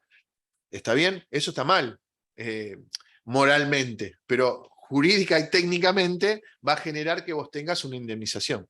¿Está bien? Ahora, lo cierto es que esa indemnización no te pertenece si vos te querés ir del trabajo, si vos querés ir a trabajar a otro lado. Entonces no estás renunciando a algún derecho que vos tenés, estás simplemente modificando, utilizando la ley, el principio protectorio a tu favor para generarte una indemnización. ¿Bien? Bueno, no digo que esté bien o esté mal, entiéndanme, yo lo que quiero mostrarles es cómo funciona la irrenunciabilidad de los derechos. Y la diferencia entre la renuncia como renuncia del empleo y la renunciabilidad de derechos, que es otra cosa, que no tiene que ver con la renuncia. Porque esto puede ser un motivo de confusión. Pero si yo renuncié, entonces si hay irrenunciabilidad, no renuncié. Inmediatamente, la pregunta que uno tiene, ¿no? Cuando yo le digo, si yo le leo el artículo 12 a un trabajador que acaba de renunciar al empleo, se pone contento, porque dice, bueno, listo, entonces si no puedo renunciar, ahora despedirme. No, no es así. La renuncia al empleo no es la renuncia de derechos, que es otra cosa. La renuncia de derechos se da en renunciar a aquel derecho que te asiste. Y esa renuncia para la ley de contrato de trabajo es imposible. O sea, vamos a una cuestión más pragmática, más práctica. Yo no puedo convenir, por ejemplo, con un empleador que a mí no me pague vacaciones. No puedo. Por más que quiera, no puedo. Estamos los dos de acuerdo. No puedo. Mejor dicho, puedo hacerlo, puedo firmarlo, puede el empleador no pagarme las vacaciones durante 10 años, y al año 11 yo me enojo, le hago juicio y le gano los 10 años de vacaciones. Pero vos lo firmaste, ¿no? Pero no puedo renunciar a un derecho que ya tengo, en virtud del artículo 12. ¿Se dan cuenta? Ese es el argumento jurídico que está relacionado con el principio protectorio dentro de la ley de contrato de trabajo y que me da atención hacia el instituto de la prescripción para lo que tiene que ver con el contrato de trabajo. Vuelvo a lo mismo a repasar. Estoy repasando continuamente lo que estoy diciendo. Bueno, ¿cómo están después de esto? Díganme la verdad. ¿Me hago entender? ¿Sí? ¿Seguro? ¿Juan? Sí. Bien. Bueno, yo sé que es complejo, pero no tanto. Este tema ya lo van a tener un poquito más clarito. Igual por ahí podemos hacer algún ejercicio para adelante que tenga que ver con, por ejemplo, con el fallo este. Les voy a pasar el fallo completo para que lo lean si quieren, para ahora el grupo. Así lo van analizando. Obviamente que fíjense que en un fallo hay un montón de temas que están relacionados con el... Pero ustedes encamínense cuando analizan un fallo, sobre todo en el laboral, y después en el futuro cuando analicen una causa o cuando les pidan un consejo profesional, analicen esta cuestión. ¿Cómo juegan los derechos? ¿Cómo juegan los derechos y cómo juegan los principios especiales del derecho de trabajo en este juego de derechos? Ese es el ejercicio que yo estoy proponiendo acá y que necesito que ustedes descubran para poder entender un poquito mejor el tema de lo jurídico dentro de la parte medicina laboral, ¿no? La parte jurídica. Marcelo. Sí. En este fallo Marta. de Velasco, ¿no? Sí. Velasco, estaba mirando. Es del 98 el fallo. Es del 98. Sí. Tiene su historia, ¿no? Sí, claro. Me imagino. Claro. Pero estaba viendo, entre líneas, ¿no? De lo que me llamó la atención, Ajá. es que el juez tuvo en cuenta que quizás el empleado también estuvo presionado por el sindicato, presionado por el delegado del sindicato, presionado por otros factores y no tenía forma de defenderse. Creo que por ahí también hay... El juez no estaba, uno cuando, por eso digo, cuando leen un fallo, leerlo jurídicamente es otra cosa. ¿Por qué? Porque el juez no estaba preocupado por lo que le hacían al tipo. Vamos, la verdad, no estaba desculando qué pasaba con el sindicato y qué malo que era el sindicalista y qué malo que era el empleador y qué bueno que era el pobre cristiano este que trabajaba de maquinista. sino lo que estaba entendiendo, estaba aplicando, estaba explicando por qué el sentido, o sea, estaba reexplicando el principio protectorio. Y le estaba diciendo, ¿vieron, señores, que gracias a que está el principio protectorio, yo puedo bajar a este caso particular, aquel principio, y lo tengo representado en lo que le hacía el sindicato, en lo que le podía haber pasado si no hacía lo que le decían, fíjense, diciéndole que era ilógico, ¿no? Explicando que era ilógico, por eso el principio protectorio, que un empleado, por más bueno que sea, renuncie a este derecho, lo renuncie. ¿Mm? Acá el doctor Volpe me dice, me gustaría que pase a partir... Doc, ¿lo podés preguntar en voz alta? ¿Tu pregunta? Marta, Sí, ¿estamos más o menos sí, quedó? tuve algunos problemas de conexión y Ah. la parte de que no me quedó claro, para no preguntárselo más adelante, a partir de cuándo uno determina la incapacidad o cómo determinar la incapacidad para ver cuándo va a prescribir eso. Ya lo vamos a ver cuándo y cómo determinar la incapacidad. Ahora lo que estamos viendo es a partir de cuándo empieza a correr el plazo de prescripción. Y empieza Claro, a correr... ya se determinó cuándo se determinó la incapacidad. Claro, a partir de que tenés determinada... El cómo después lo vemos. Claro, a partir de que vos tenés, a partir del momento en que vos ya tenés determinada la incapacidad, a partir de ahí empieza a correr el plazo. ¿Y por qué es a partir de ahí? ¿Por qué el legislador dice que es a partir de ahí? Y porque ahí vos tenés el verdadero daño. Vos sabés cuánto te dañaron, ¿no? En seguro se dice, si no hay daño, no hay siniestro. O sea, si no hay daño, no hay nada que reclamar. La ley de seguro yo siempre la traigo como comprensión de esto, siempre la traigo como ejemplo, porque tiene algunas incorporaciones que son de mucha lucidez y a pesar de que es mucho más vieja que la ley del contrato de trabajo. Pero, por ejemplo, la prescripción del año en la ley de seguros, el artículo 58 de la ley de seguros dice que las acciones previstas en el contrato de seguros, fíjense, así está redactada, las acciones previstas en el contrato de seguros prescriben al año de que la correspondiente obligación es exigible. Y a simple vista, es muy complejo entender esto. Es muy complejo entender esto, porque que la correspondiente obligación es exigible, claro, me está diciendo que si no hay nada que exigir, no empieza a correr el plazo. Traspolado acá, a esta ley, y traspolado a lo que dice el artículo de la enfermedad, del plazo de prescripción de la enfermedad, hasta que yo no tengo exigible, porque yo no puedo exigir antes de saber que tengo, ¿no? Te digo más, es muy importante esto, porque si yo voy a hacerme un estudio, y en ese estudio, por falta de, no sé, ustedes lo sabrán mejor que yo, pero por falla técnica, por falta de elementos para poder realizarlo, yo presupongo que tengo una lesión, y después cuando hago otro estudio, tengo otra, bien, un estudio más complejo, tengo otra, todavía no, en ese periodo todavía no determiné tampoco la incapacidad. Entonces, cuando yo logro determinar específicamente y correctamente la incapacidad, es el inicio del proceso para que yo pueda reclamar. Porque hasta tanto yo no le puedo reclamar a nadie, si yo no sé cuánto me deben. ¿Me entienden? Entonces, ese criterio está mejor explicado en la ley de seguro, pero está traspolado a de esta manera, diciendo a partir de que usted conoce en forma cierta la incapacidad o que ha fallecido la víctima, porque ya una vez que falleció, ya no tiene sentido seguir entendiendo que va a haber algo que pueda hacer para adelante. Ya la persona primero dejó de ser persona, que eso ya lo vimos, ¿no? Y segundo, no tiene la posibilidad de seguir avanzando. Consulta. Sí, Doc. Por ahí me estoy metiendo en una cosa que no me quiero meter, pero por ahí para entenderlo desde algunas cuestiones que vi. Bien. ¿Se podría poner un ejemplo el día que se denuncia la enfermedad a la RT, por ejemplo? Después hay unas cuestiones que tienen que ver específicamente con la RT. Esto es enfermedad profesional, que a veces incluye RT, a veces no, dependiendo. Pero no importa, está bien.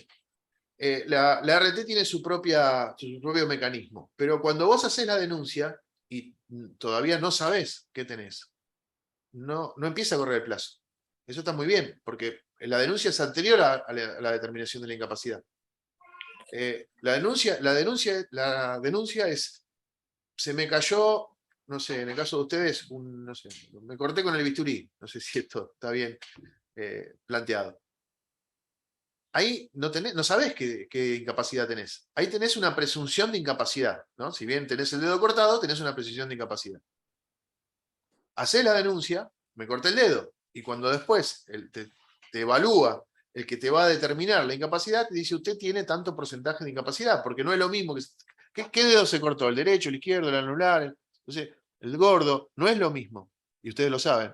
Entonces, para poder determinar la incapacidad hay un proceso, y en ese proceso, la finalización del proceso de la determinación de la incapacidad da inicio al tiempo para reclamar. Doc, si quedó más o menos esclarecido. Sí. Sí, clarísimo, clarísimo. Acá dice Nicolás, en uno de los hospitales que trabajo hacen eso. Si te quieren hacer renunciar, te mandan a una salita periférica, claro, a 20 kilómetros. Tal cual. Bueno, eso está previsto por la norma y tiene que ver con el cambio en las condiciones laborales. Y eso el principio protectorio lo tiene muy enfocado y además hay mucha jurisprudencia al respecto. Lo que, bueno, habría que ver después también qué conviene, cómo es el procedimiento con respecto al hospital, también si es un hospital público, si es provincial, si es nacional, va a depender también de las ganas que tenga un abogado de enfrentarse a un posible juicio contra el Estado. Pero bueno, sí, obvio, te cambian de lugar de trabajo y fíjate que el juez acá cualquier juez lo entiende perfectamente y lo trae a un fallo que tuvo del 98, que inclusive fue mucho antes de la reforma del Código Procesal, que está dando cuenta de esta desigualdad. No debería ni decirlo. En vez de decir todo eso, tendría que, por principio protectorio, ya está. Lo que pasa es que, bueno, también el juez hace énfasis en lo que ve para adecuarse, ¿no? Hace al revés. Dice todo lo que ve y no hace falta decir principio protectorio. ¿Alguna pregunta más? ¿Listo? Vamos que está interesante las preguntas, porque hacen que yo me dé cuenta qué hilo, hasta dónde llegaron con el hilo que mandé, y ustedes también refuerzan el conocimiento. Les prometo que ahora el miércoles que viene va a venir, creo que es el doctor Maldonado, a explicar un poquito, a continuar con la clase de enfermedad.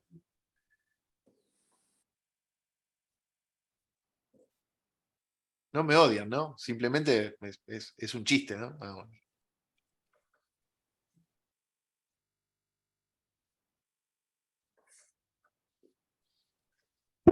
Bueno, vamos a mirar algo más.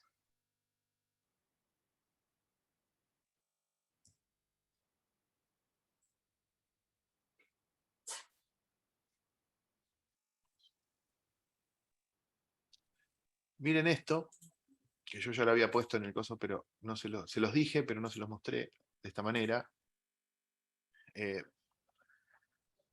Escuchen, asimismo, la regla general de que los derechos tienen un plazo de prescripción para accionar en su defensa está fundamentalmente basada, como ya se mencionó, en el principio general de la seguridad jurídica. Ya lo vimos, lo entendimos esto, ¿no? La prescripción está basada en principios de seguridad jurídica. Y dice, la seguridad jurídica es, en el fondo, y más allá de usos desviados, ¿no? Bueno, que se le han querido dar, la garantía dada al individuo por el Estado, fíjense que está subrayado, garantía dada al individuo por el Estado, de modo que su persona, sus bienes y sus derechos no serán violentados o que, si esto último llegara a producirse, le serán asegurados por la sociedad la protección y la reparación de los mismos.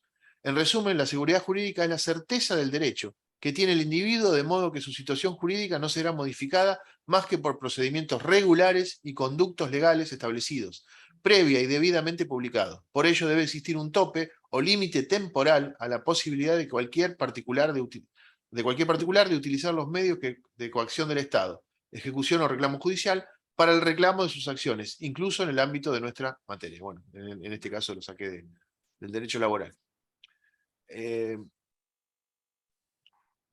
concepto de seguridad jurídica es un concepto que debemos tener, pero no solamente para lo que es el derecho laboral, que claramente es necesario, sino para todo el derecho, para todo lo que se acerque a lo legal. en medicina legal lo ven siempre, sobre todo en lo que tiene que ver con la autonomía de la voluntad.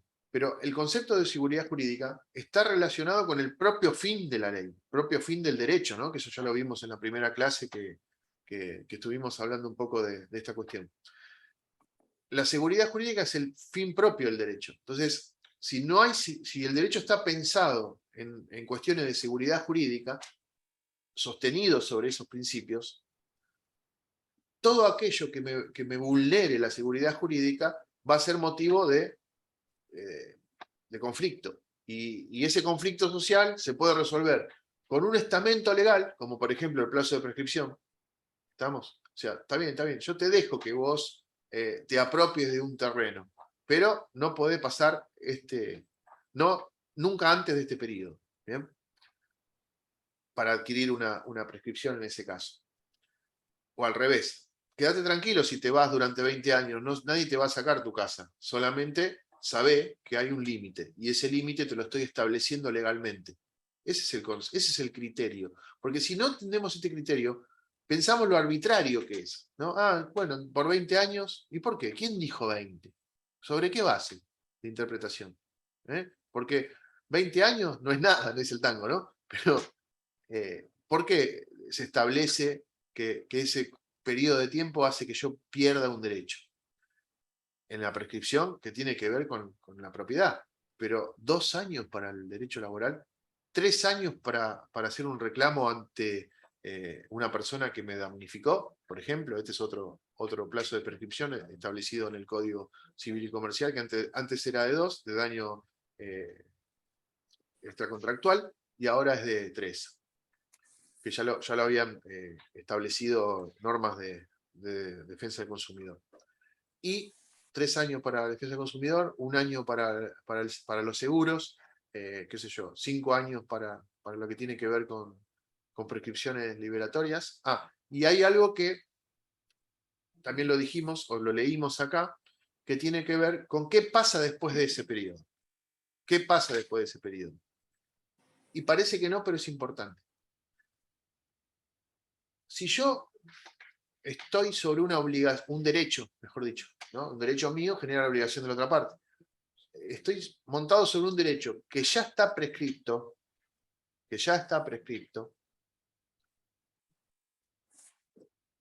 Vamos a darle un ejemplo para que ustedes lo razonen. Yo, acá lo tengo a Juan. Juan y yo tenemos una compraventa, hicimos una compraventa. Yo le vendí algo y él me lo pagó. Yo no se lo entrego y él no dice nada. Pasa el tiempo, ¿bien? El plazo es de 5 años, y ya perdió la posibilidad de que yo lo... Pasaron los 5 años y él ya perdió la posibilidad de que yo se lo dé. Y yo se lo devuelvo. Yo le doy, mejor dicho, le otorgo aquello por lo que estaba. ¿Qué pasa con ese bien? Si él no me lo podía exigir y yo se lo di, ¿qué pasa? ¿Se lo queda o es mío? ¿De quién es? Vamos a otro ejemplo. Vamos a otro ejemplo. Este ejemplo lo tienen todos ustedes. Es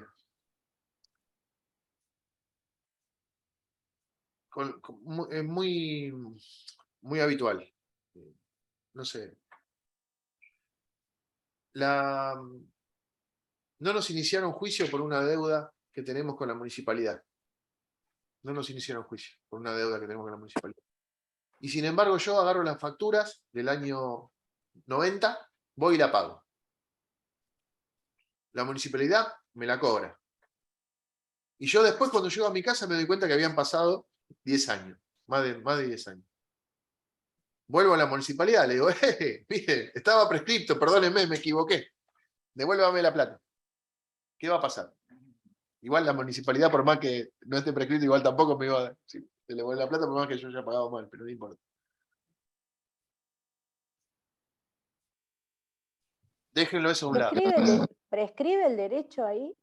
Por eso, déjenlo a un lado. Ahora vamos a hablar de otra cosa, para que después lo enganchemos en las dos cosas. Yo le firmo un pagaré a Juan, que le debo 1.000 pesos. voy y le pago 10.000 equivocadamente, me equivoqué. Le di 10, él lo recibe, lo pone en el bolsillo y nos vamos. Yo cuando llego a mi casa, miro el pagaré y me doy cuenta que era de 1.000, no de 10.000. Voy a lo de Juan y le digo, Juan, devolveme los 9 que... Y Juan me dice, pelito para la vieja. Yo hago un juicio, que se llama de repetición, y él me va a tener que, judicialmente, me va a tener que devolver los 9, sobre los que pagué mal. ¿Entienden? ¿Ah? ¿Por qué? Porque ahí no hay ningún derecho, no hay nada, ni un derecho prescripto, ni nada. Es un pago por error, me confundí, le di de más. Entonces él está obligado, si no se enriquece ilícitamente, está obligado a devolverme eso. Con el ejemplo de la municipalidad no pasa eso. ¿Saben por qué? Porque las acciones que derivan de una prescripción se convierten en obligaciones que se le llaman así, naturales. Cuando alguien les pregunta, algún momento, ¿qué es una obligación natural? Son aquellas obligaciones que yo tengo y que no se me pueden exigir. Las deudas de juego son una obligación natural, por ejemplo, ya de movida, sin plazo de prescripción. O sea, si yo juego con vos y pierdo porque ganó Boca o ganó River, y no te pago, vos no lo podés reclamar. ¿Entendés? Pero si yo te las pago, no es un enriquecimiento ilícito. Entonces no me las devolvés. Eso es una obligación natural. Son obligaciones que están bien pagas si se pagan posterior a la prescripción. Entonces, a la municipalidad que me cobró los impuestos de hace 20 años, no me va a devolver lo que yo le pagué, porque se ha convertido en una obligación natural. El Estado me da la potestad a mí de, a pesar de que prescribió, igualmente cobrarlas. Vamos a un caso más grave, la propiedad. Yo vuelvo, me fui de viaje, recorrí el mundo durante 20 años y vuelvo a mi casa y me encuentro otra persona. Y le digo, mire señor, discúlpeme, toco el timbre, acá está, yo soy fulano de tal, acá está mi DNI, esta propiedad es mía. 30 años pasaron. 30 años pasaron. Es más, le digo, el hombre ya había hecho el juicio de usucapión, lo había iniciado. ¿Bien? Pero, como es un hombre noble, me dice, no, Marcelo, tiene razón usted. Tome la llave, yo me voy porque es su casa. Y yo me voy de vuelta a mi casa. Me siento en mi casa otra vez, si cambio la cerradura, llego. Claro, cuando va a decirle al abogado lo que pasó, el abogado casi lo mata. ¿Por qué casi lo mata? Porque le dice, escuchame, estábamos a punto de ganar el juicio de usucapión y vos le devolviste la casa. Vamos a pedírsela de vuelta. No, no hay nada que pedir. Se terminó acá la situación. ¿Se dan cuenta? ¿Por qué? Porque la devolución de la propiedad se había convertido no en una pérdida del derecho, sino en una obligación natural. Entonces, esa obligación natural, si yo la cumplo, no se me cambia, no se me devuelve, no se me invierte, como si me pasa cuando yo pago por error. Cuando yo pago por error algo que no debía pagar, no tenía la obligación, por eso se me la devuelve. No la tenía, no estaba ni prescripta ni nada, no la tenía. En cambio, la obligación prescripta, si la cumplo, no puedo exigir su retorno, su devolución. ¿Está? Bien. Bueno, mucho hoy, mucho. Me gusta porque están atentos, pero bueno, es mucho. ¿Alguna duda? Vamos a repasar un poquito. ¿Me ayudan? A ver si podemos completar esta clase, que me había quedado este tema, que en su momento dije, es una clase especial, no lo voy a dar junto a otro porque es complejo, porque, ¿qué pasa? Cada vez que damos un tema vemos muchos temas en realidad, porque están relacionados y porque requieren, imagínense que el derecho laboral, por ejemplo, en la facultad de la Universidad de Derecho, es del segundo o tercer año, o sea, ya hubieron 2 años de incorporación de conocimiento, como por ejemplo esto, la obligación natural, que yo no la tendría que explicar en la Universidad de Derecho cuando explico prescripción del contrato de trabajo. Entonces, son muchos temas que se completan para poder establecerse sobre la prescripción. Entonces, por eso lo repaso. Prescripción, pérdida o adquisición del derecho, de acuerdo a cada una de las partes, por el paso del tiempo. Es de carácter legal, porque está establecida en la norma. Siempre está establecida en la norma. Si no está establecida en la norma especial, va a estar establecida en la norma general. En el caso del fuero civil o laboral, porque no se olviden que el fuero laboral es casi autónomo. Casi autónomo. Esto anótenlo ahí. El fuero laboral es casi autónomo. Porque hay algunas cosas que no ampara o no alcanza. Y aquellas cosas que no ampara o alcanza se van a tener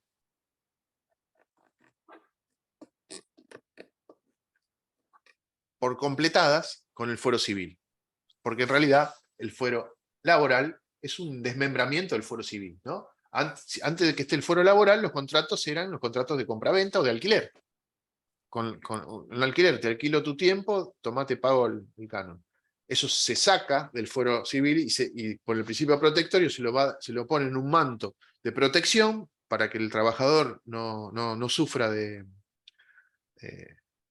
arbitrariedades, pero claro, hay cosas que no hace falta, y esas cosas que no hace falta contemplar van a quedar establecidas dentro del fuero civil. Por eso se dice que no es totalmente autónomo el fuero laboral. Entonces, vuelvo. La prescripción es la adquisición o la pérdida de un derecho por el paso del tiempo establecido de carácter legal, sostenido en el principio protectorio y en contraposición de intereses con el principio de seguridad jurídica.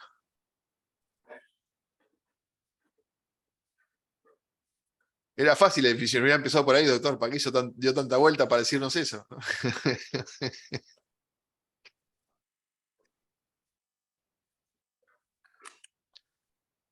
Está directamente relacionado con la irrenunciabilidad de los derechos,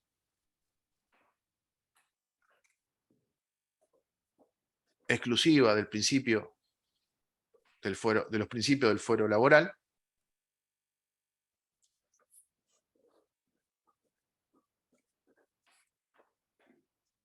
que nada tiene que ver con la renuncia al empleo.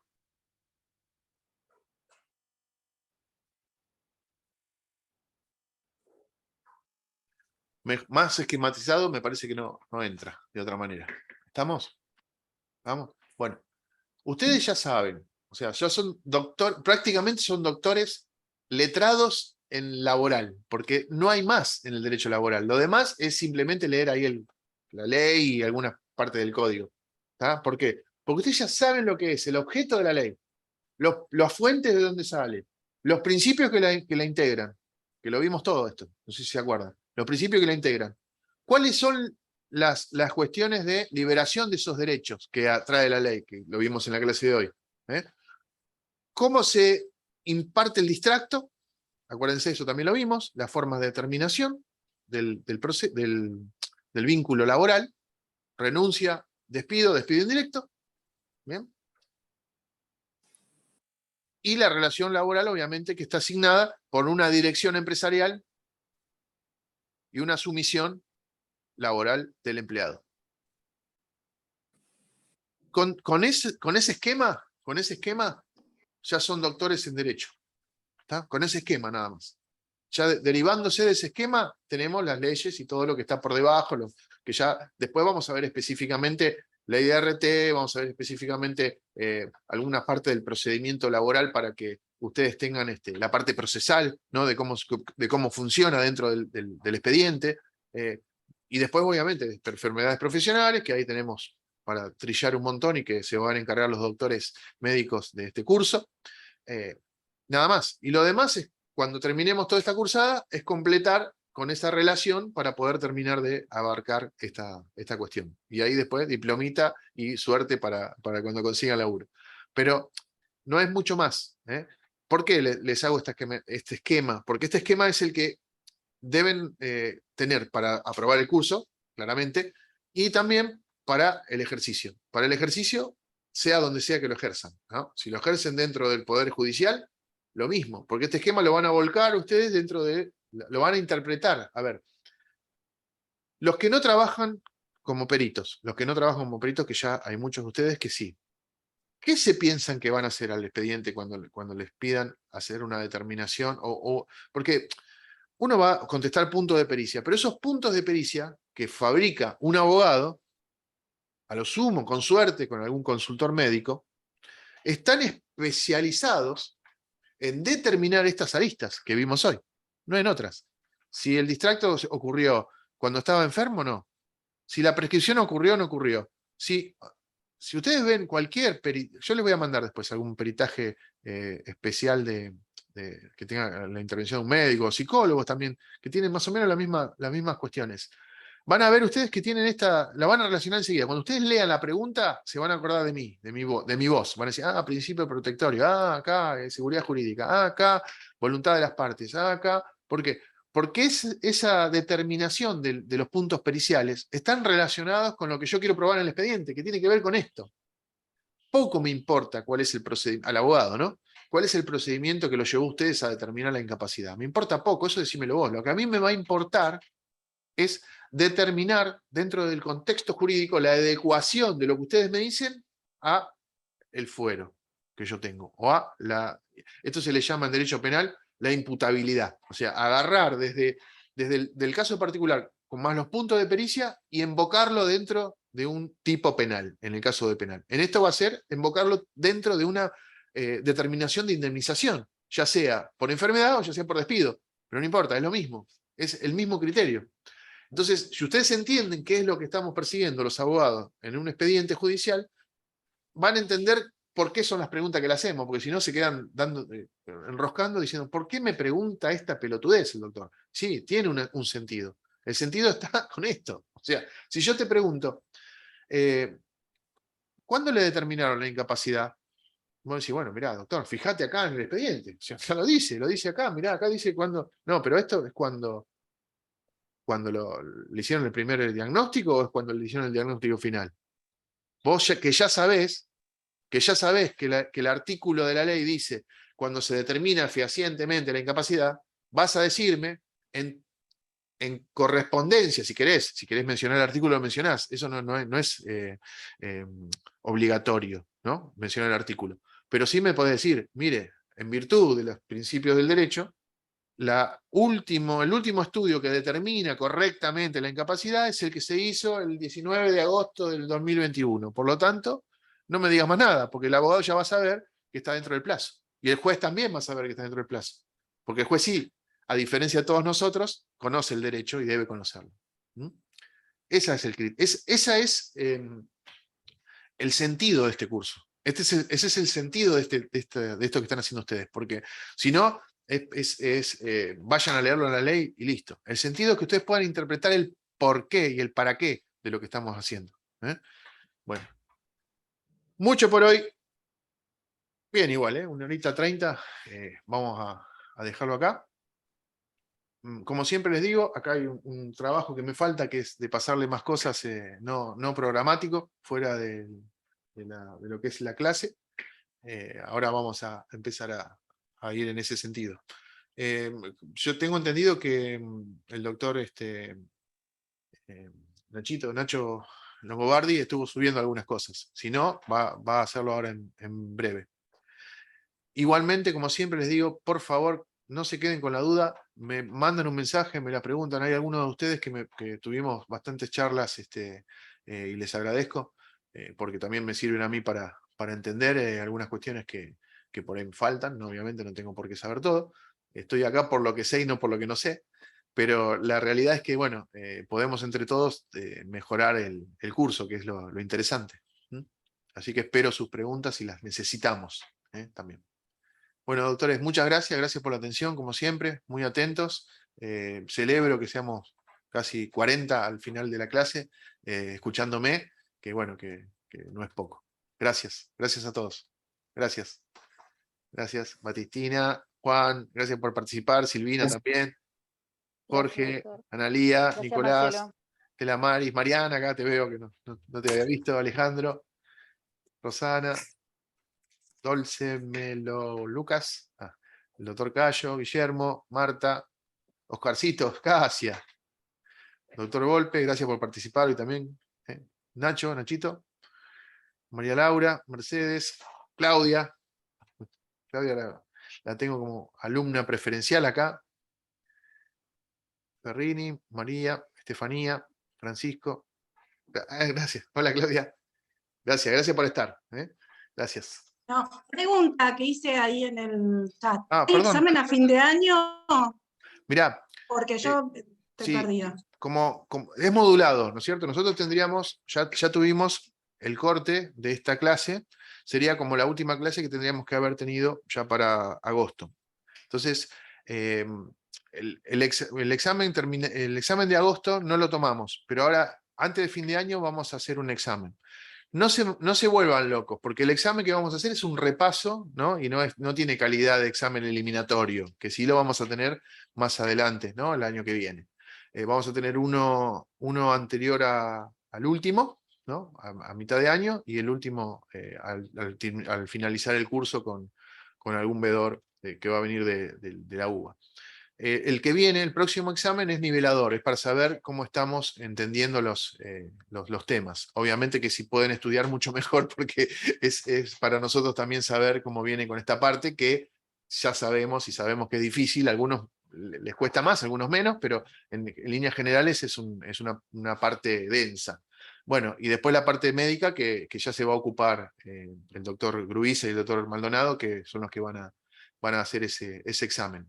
Muchos ya los conocen, tomando examen, el doctor Ulises Maldonado, también me conocen a mí, así que ya saben dónde tienen que estudiar un poquito más y dónde pueden agarrar la guitarrita, como hace muchas veces, y bueno, conmigo, a mí me gusta el canto folclórico, así que no se preocupen. ¿Alguna pregunta? Ah, libros. Como siempre digo, acá el libro es cualquier libro de medicina legal. Hay uno que lo están ofreciendo, que ya en el grupo lo pusieron, creo, pero que es un libro muy, muy general. Yo preferiría, o sea, si quieren gastar, porque ustedes están acostumbrados a que les encanta agarrar un libro y estudiarlo de ahí, allá ustedes. Yo les digo que no hace falta. No hace falta. ¿Por qué? Porque con las clases que van a estar subidas a YouTube, que ya la tienen, con alguna información que le vamos dando, con los fallos, es más que suficiente, porque después sí van a tener que tener algún libro de RT, que eso también se lo vamos a proporcionar en PDF, si lo quieren comprar después lo compran ustedes para tenerlo en la biblioteca, y los baremos, y el Código Civil, o sea, la verdad que si quieren comprar libros, le van a gastar una fortuna, y no hace falta. Código Civil, Código Procesal, Civil y Comercial de la Nación, Civil y Comercial de la Provincia, perdón, Procesal de la Provincia, Civil y Comercial de la Nación, Código Penal de la Nación, Código Procesal Penal de la Nación, que también están relacionados con las estafas laborales, que ya lo vamos a ver, y después, bueno, lo que tiene que ver con RT, ley de RT. Si a alguno le gusta el tema, vamos a ser francos, una ley o cualquier ley de contrato de trabajo comentada, ley de trabajo comentada, es una linda herramienta para los que vayan a trabajar después con esto, ¿no? Es una linda herramienta. ¿Por qué? Porque esta explicación que yo les estoy dando es simplemente el comentario de la ley que muchas veces necesitamos. Y ese comentario hay algunos juristas muchísimo más lúcidos que yo para poder explicarlo, y que está escrito ahí obviamente, en esas leyes comentadas. Después, no hace falta más nada. No hace falta más nada. Sigan las clases y lo vamos a ir guiando nosotros. Se van a dar cuenta con el examen, después se van a dar cuenta, acá está todo más o menos clarito. No somos improvisados, que venimos dando clases y después vemos qué hacemos. Está más o menos regulado. El tema es que por ahí vamos y venimos, porque es importante saber que ustedes también cómo van, cómo avanzan con lo que es la parte estrictamente jurídica, que es algo que es más para pensar, o algunos no están acostumbrados. Muchos de esos, como acá Claudia, que la estoy viendo, que siempre nos acompaña, está más acostumbrada porque ya nos escucha. ¿Cuántos años hace que ya estamos con legal? ¿No? ¿Terminaste legal, no? ¿Ya? ¿Legal terminaste? Hace rato. Hizo legal, hizo el curso procesal, hizo un curso de liquidadores seguros con nosotros, que todavía... Ahora, mirá, Claudia, que en breve viene el examen, ese vas a tener que estudiar ahora, en noviembre, sí. Y bueno, y después procesal, que muchos de ustedes si no lo hicieron, lo van a hacer, que es para poder acreditarse como peritos en la corte de la provincia. Y ahora tenemos el curso de criminología, que ya es otro curso más, al que quiera anotarse, que está interesante porque completa medicina legal en la parte penal. Este curso laboral finalmente completa también medicina legal, pero en la parte laboral. Vendría a ser como que está todo relacionado con medicina legal, es el tronco que va derivando todo esto. Así que los que no hicieron medicina legal, vayan pensándolo también para incorporarlo. O sea, el profesional que sale con esta especialidad de medicina laboral está también paralelo, por eso es un curso superior también, igual que el de medicina legal. Pero está enfocado hacia lo laboral. Y vamos a ver todos los temas que algunos ya vieron en medicina legal. El tronco común es medicina legal, de ahí el legista deriva a todo el abanico. Entonces, cuanto más tengan en ese abanico, más ricos van a ser para poder trabajar tanto para un abogado, tanto para el juzgado, tanto para... uno va, obviamente que esto lleva un proceso, lleva unos años, no es que lo tienen que hacer todo junto, pero no dejen el hilo, porque hacemos laboral, hacemos legal, hacemos criminología, hacemos procesal, y ya con eso completan un abanico que es difícil de que tengan competencia, ¿no? en lo que tiene que ver con lo legista. Así que bueno. Chicos, gracias. Ya los saludé, los vuelvo a saludar. Gracias por estar, como siempre. Muchas gracias.